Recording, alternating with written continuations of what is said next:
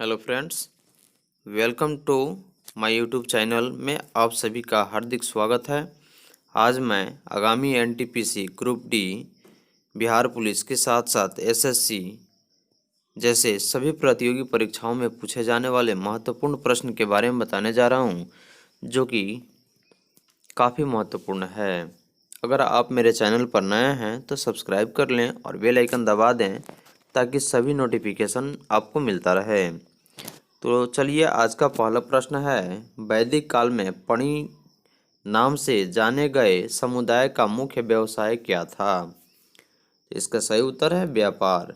तो वैदिक काल में पणि नाम से जाने गए समुदाय का मुख्य व्यवसाय जो था वह व्यापार करना था।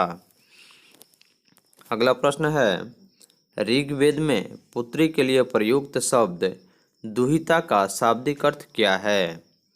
इसका सही उत्तर है गाय का दोहन करने वाली। तो ऋग्वेद में पुत्री के लिए प्रयुक्त शब्द दुहिता का शाब्दिक अर्थ होता है गाय का दोहन करने वाली। अगला प्रश्न है, संगम युग में तमिलों का सर्वाधिक लोकप्रिय देवता कौन थे? इसका सही उत्तर है मुरुगन। तो संगम काल में तमिलों के सर्वाधिक लोकप्रिय देवता का नाम जो था वह मुरुगन था। अगला प्रश्न है, मोहम्मद बिन तुगलक ने किस धातु में सांकेतिक सिक्कों का प्रचलन किया था? तो इसका सही उत्तर है कांस्य में। तो मोहम्मद बिन तुगलक ने कांस्य की धातु में सांकेतिक सिक्कों का प्रचलन किया था। अगला प्रश्न है, गुजरात को जीतकर किसने उसे दिल्ली सल्तनत में शामिल कर लिया था? तो इसका सही उत्तर है अलाउद्दीन खिलजी।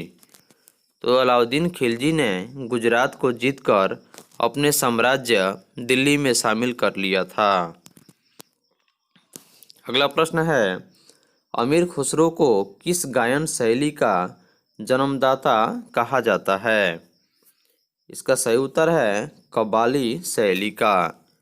तो अमीर खुसरो को कव्वाली शैली गायन जो शैली थी उसके जन्मदाता कहा जाता है।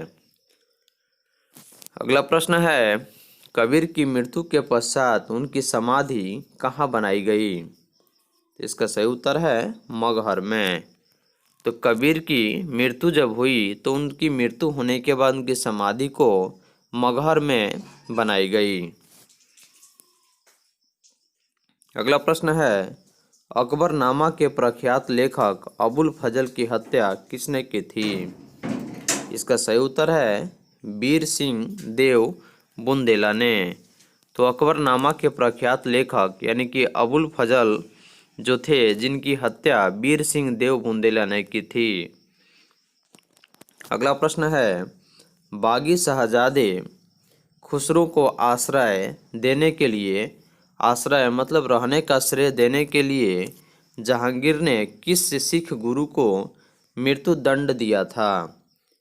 तो इसका सही उत्तर है गुरु अर्जुन देव को। तो बागी शहजादे अमीर खुसरो को आश्रय देने के लिए जहांगीर ने सिख गुरु अर्जुन देव को मृत्यु दंड दिया था। अगला प्रश्न है, पांडव का उल्लेख सर्वप्रथम किस विदेशी यात्री ने किया था? तो इसका सही उत्तर है मार्को पोलो। तो पांडवों का उल्लेख सर्वप्रथम मार्को पोलो ने किया था, जो एक विदेशी यात्री था। अगला प्रश्न है, ब्यास नदी का प्राचीन नाम क्या था? इसका सही उत्तर है बिपाशा। तो ब्यास नदी का प्राचीन नाम जो है वह बिपाशा है। अगला प्रश्न है, 6ठी शताब्दी ईसा पूर्व में वत्स महाजन पद की राजधानी कहाँ थी? इसका सही उत्तर है कौशाम्बी। तो 6ठी शताब्दी ईसा पूर्व में वत्स महाजन पद की जो राजधानी थी वह कौशाम्बी में थी। अगला प्रश्न है, पाटलिपुत्र नामक जब्र की स्थापना किसने की थी? तो इसका सही उत्तर है उदयन ने। अगला प्रश्न है, मगध का प्रथम राजवंश कौन था? हर्यक वंश। तो मगध साम्राज्य का जो प्रथम राजवंश था वह हर्यक वंश था। अगला प्रश्न है, बुद्ध द्वारा गृह त्याग को बौद्ध मतावलंबियों द्वारा क्या कहा गया है? यानी कि बुद्ध द्वारा गृह त्याग को बौद्ध मतावलंबी क्या कहते हैं? तो इसका सही उत्तर है महाविनिष्क्रमण। अगला प्रश्न है, सल्तनत काल में अश्वशाला के प्रधान को क्या कहा जाता था?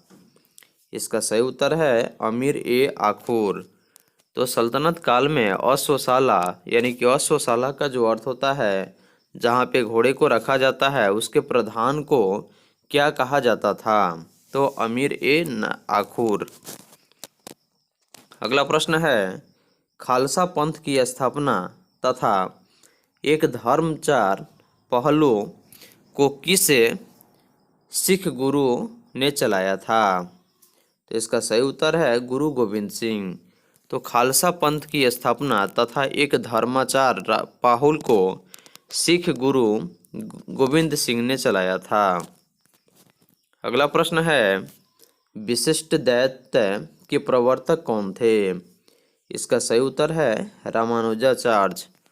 तो विशिष्टता द्वैत के प्रवर्तक जो थे रामानुजाचार्य को कहा जाता है। अगला प्रश्न है, खानवा का युद्ध कब हुआ था? इसका सही उत्तर है 1527 ईस्वी में। तो खानवा का युद्ध 1527 ईस्वी में हुआ था। अगला प्रश्न है, चोल वंश के संस्थापक कौन थे? इसका सही उत्तर है विजयालय। तो चोल वंश का जो संस्थापक था वह विजयालय था। अगला प्रश्न है, आगरे के लाल किले में मोती मस्जिद किस मुगल शासक ने बनवाई थी? तो इसका सही उत्तर है शाहजहां।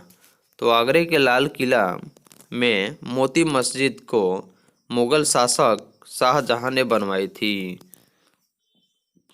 अगला प्रश्न है, पुष्यमित्र शुंग ने अश्वमेध यज्ञ किए थे, यह जानकारी किस ग्रंथ से प्राप्त होती है? तो इसका सही उत्तर है महाभाष्य से। देखिए महाभाष्य से हमें पुष्यमित्र शुंग द्वारा किए गए अश्वमेध यज्ञ की जानकारी हमें प्राप्त होती है, जो कि महाभाष्य जो है एक प्रकार का ग्रंथ है। अगला प्रश्न है, ऐतरेय ब्राह्मण किस वेद का है? इसका सही उत्तर है ऋग्वेद का। अगला प्रश्न है, हिस्टोरिका नामक ग्रंथ के लेखक कौन हैं? तो इसका सही उत्तर है हेरोडोटस, जिन्हें इतिहास का जनक भी कहा जाता है। अगला प्रश्न है, उत्तर रामचरितम के लेखक कौन हैं? इसका सही उत्तर है भवभूति। तो उत्तर रामचरितम के लेखक जो हैं वह भवभूति हैं। अगला प्रश्न है, महमूद के साथ भारत आए किस विद्वान ने भारतीय समाज पर किताबुल हिंद नामक पुस्तक लिखी? इसका सही उत्तर है अल-बरूनी। तो महमूद के साथ भारत में आए विद्वान अल-बरूनी ने भारतीय समाज पर किताबुल हिंद नामक पुस्तक को लिखी। अगला प्रश्न है, खरमेर राजा ने किस भारतीय राजा को मित्रता की थी? इसका सही उत्तर है राजेंद्र प्रथम से। यानी खरमेर के राजा जो थे जिन्होंने भारतीय राजा राजेंद्र प्रथम से मित्रता की थी। अगला प्रश्न है, सल्तनत काल में हक ए सर्ब क्या था? इसका सही उत्तर है सिंचाई कर। तो सल्तनत काल में हक ए सर्ब जो है वह एक सिंचाई कर है। अगला प्रश्न है, नायब ए मामललिकात नायब ए मामललिकात नामक पद का सृजन मतलब शुरुआत सल्तनत काल में किसने किया? इसका सही उत्तर है मुइजुद्दीन बहराम शाह ने। मुइजुद्दीन बहराम शाह ने नायब ए मामललिकात नामक पद का सृजन सल्तनत काल में किया। अगला प्रश्न है, मुगल काल में लोक निर्माण विभाग को क्या कहा जाता था? इसका सही उत्तर है शोहरत ए आम। मुगल काल में लोक निर्माण विभाग को शोहरत ए आम कहा जाता था। अगला प्रश्न है, बंगाल के किस नवाब ने अपनी राजधानी मुर्शिदाबाद से परिवर्तित करके मुंगेर कर दी थी? इसका सही उत्तर है मीर कासिम ने। तो बंगाल के शासक यानी नवाब मीर कासिम ने अपनी राजधानी को परिवर्तित करके मुर्शिदाबाद से मुंगेर कर दी थी। अगला प्रश्न है, किस अभिलेख से पुष्टि हुई कि पुष्यमित्र शुंग ने अश्वमेध यज्ञ किया था? इसका सही उत्तर है अयोध्या अभिलेख। तो अयोध्या अभिलेख से पुष्टि यानी कि हमें पूर्ण रूप से जानकारी होती है कि पुष्यमित्र शुंग ने यानी कि पुष्यमित्र शुंग जो थे जिन्होंने अश्वमेध यज्ञ किया था। अगला प्रश्न है, गिरनार में सुदर्शन झील का निर्माण किस शासक ने करवाया? इसका सही उत्तर है चंद्रगुप्त मौर्य। तो गिरनार में सुदर्शन झील का निर्माण चंद्रगुप्त मौर्य ने करवाया। अगला प्रश्न है, मेगास्थनीज की पुस्तक इंडिया के अनुसार मौर्य समाज कितने वर्गों में बांटा था? तो इसका सही उत्तर है 7 वर्गों में। दार्शनिक, कृषक, सैनिक, चरवाहे, शिल्पी, निरीक्षण और पार्षद। यानी कि मेगास्थनीज की पुस्तक इंडिका के अनुसार मौर्य समाज को 7 वर्गों में बांटा गया था, जो निम्न प्रकार हैं, जैसे दार्शनिक, कृषक यानी किसान, सैनिक, चरवाहे, शिल्पी, निरीक्षक और पार्षद। अगला प्रश्न है, कनिष्क की राजधानी कहाँ थी? इसका सही उत्तर है पुरुषपुर यानी कि पेशावर में जो स्थित है वहीं कनिष्क की राजधानी थी। अगला प्रश्न है, नरसिंह वर्मन द्वितीय ने जिसकी उपाधि राज सिंह थी, कांची में किस मंदिर का निर्माण कराया? इसका सही उत्तर है कैलाश मंदिर का।